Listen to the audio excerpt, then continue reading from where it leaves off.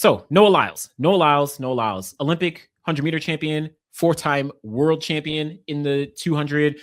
He is a world indoor silver medalist in the 60 from 2024, but 2026 at the top of the year, he decided to finally open up his season, but in the 300 as opposed to the 60. And this is the first time that he's run the 300 in since 2017, so almost a full decade. Ran at 300, Jimmy Carnes invite down in Florida. This is the same meet that he opens up at, every single year that he's been doing the 60 or over the past like 2 to 3 years, really since they built this track in Gainesville. But his first time running the 300 since 2017, and he jumps down and he runs 32.60 seconds. So not an amazing time by any stretch of the imagination. It's, I think, his third or fourth fastest 300-meter time. Again, he hasn't run it since 2017. His personal best is 31.87 seconds, which was the world record back in 2017. He ran it at altitude at Albuquerque. That was surpassed by Stephen Gardner, who ran 31.56 seconds all the way back in 2022. So Noah, he has the chops and the capabilities of running very, very fast in the 300. So this was truly, truly a season's opener when talking about the 300. Now, in terms of how this individual race actually did look, I think overall, the first half of the race looked pretty good. It looked pretty good. His first kind of 120 to 150, in my opinion, was really, really strong. It looked like he really just like wanted to get out, wanted to execute. He had Chekna Choroye. He was on his outside in lane 6 while Noah was in lane 5. Noah wanted to get out. He passed Chekna, and then he was able to kind of cruise is maybe a strong word, but he was able to kind of just like coast and get the win overall to get that 32.6. Now, I do think after the 150-meter mark or so, that second half of the race, he did look to be kind of pushing or at least maintaining to the best of his ability to secure the win, right? Maybe looked a little bit labored and definitely less controlled than that first 120 to 150. But again, this was clearly a season's opener, his first race since the World Championships in Tokyo, Japan last year. So nothing to kind of chalk up on like, oh, wow, amazing. No, I think overall, good first half and strong finish for the most part. Now, coming up next for Noah, he does have the New Balance Indoor Grand Prix where he's going to be running the 300 meters. So I'll talk about that a little bit later as well. He's going to be running against Dream Richards, Trayvon Bromell, and Vernon Norwood.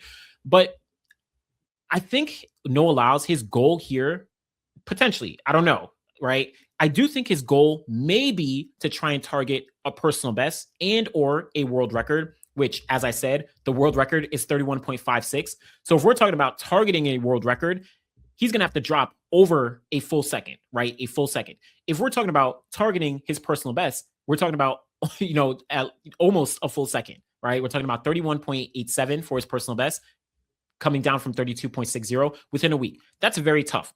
Now, I do think he is targeting one of those performances, though. I do think he's going to be targeting a 31.87 or a 31.56.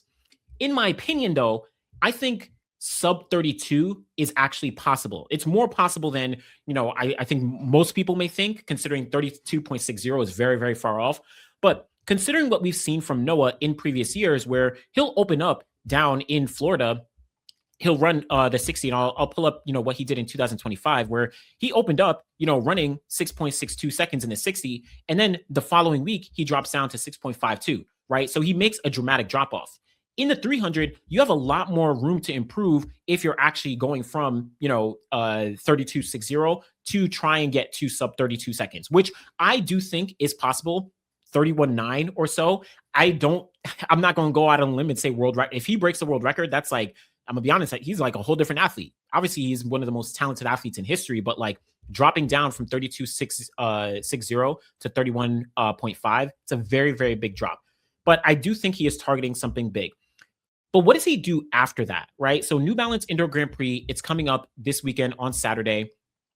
Depending on what happens in this race, I think Noah may make certain decisions on where he actually does go. Probably his team has made the full decisions on what he's actually planning to do. But I think depending on what actually occurs, that will determine what actually does occur, for the rest of the year.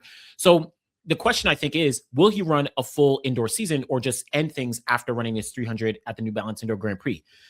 I think potentially if he runs quote unquote slow in a sense. So let's say he runs like 32.3 or 32.4, so in that range, right? 32.2 to 32.4. Slow in quotes, right? That's not a slow time. It's possible that he continues his indoor season and he finds another race to run a 300 at. Because I feel like there's a reason why he's dipping his toes into the 300 this year after almost a full decade away from the event, right? I do feel like he is targeting something in the 300. So if he doesn't run as fast at this New Balance Indoor Grand Prix, possibly he tries to find another race, potentially in Europe. So we do have the World Indoor Tour. So you have, meets in, Strava. Well, let me not say Strava. I don't think he's going to go there. But let's just say he goes to like any of these World Indoor Tour meetings and they set up a 300 meters for him. Maybe. This is all hypothetical. I have no actual insight. But let's say at this New Balance Indoor Grand Prix, he actually does run fast. Let's say he runs sub 32 seconds. Even if it's like 31.9, right? Not even a personal best, but just 31.9. I actually think that would be a satisfying performance for him. And then he may just end the year, right? I think that could turn out to be one of the avenues he does go. But then on the flip side, he could actually turn his attention to run the 60 meters. Maybe that's in his plan where he wants to run the 300s just to open up to try and run something fast. But then he's like, hey, I actually do want to run the 60 meters at USA's and then potentially at Worlds. Maybe that's his plan. I don't know. Right. But I don't think that's going to happen. I don't think there's any incentive for him to actually continue to run a full indoor season outside of just trying something different, which we've been seeing him do in these 300s. He's coming off 2025 where he had, he obviously had some injury setbacks. So that was something that hindered him in the middle of the season, even though he did get to Worlds, defended his 200 title, got the bronze in the 100, ran 19.5 and all that. So he was able to, jump right back into things. And then also outdoors, there's no Worlds, there's no Olympics, obviously you have the Ultimate Championships. Again, questions on how athletes will approach that. Maybe he tries something different there. Essentially, though, I don't think the indoor season is going to be as, important to Noah Lyles as it may have been in like 2024, because 2026 is kind of like an open year where he can try a few different things, right? I also think Noah is probably at this point looking at the longevity and the long-term success that he wants to have in his career. It's not going to be easy to keep running 9.7s and 19.3s or 19.4s, every single year. And I say 19.3, 19.4. We spoke about Brian Lavelle, where he's going to be coming. Let's see, Boho, he's going to be coming. Kenny B, he may become, like, these guys are all younger than Noah Lyles.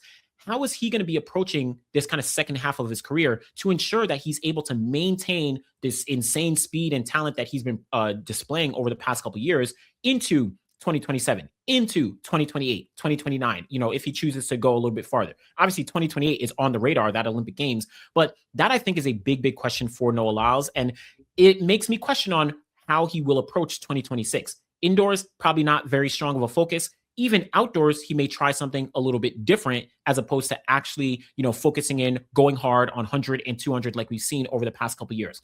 Just a hypothesis. But I do think this 32.60 from Noah Lyles, very good opener for 2026. I was just happy to see him run the 300 for the first time since 2017. And yes, I know the world record, 31.56, that's way out there. You're talking about a full second being dropped in 1 week. I don't know if I'm not predicting him to get there. I'm not even predicting him to get to his personal best, but I do think that we could see Noah Lyles actually run sub 32 seconds based on just him opening up the season and based on the progress that he's been able to make in previous years where he's opened in the 60 and had a big drop off when we got to, 1 week later at New Balance Indoor Grand Prix. Just my opinion, but it'll be exciting to watch and see what Noah Lyles actually does do. And we'll see. I don't know. I would love to see him jump into another 300. I don't know if that's likely, but it could actually happen. Don't be surprised if, the leave-in meet, if they pop up and they're like exhibition 300 for Noah Lyles, et cetera, et cetera. It's like, who knows? They set up those 200s for Ariane Knighton, the past couple of years. And, international athletes, they don't run the 200. There's literally no reason to run the 200 except if you're targeting something. So that could happen, who knows, but we'll see.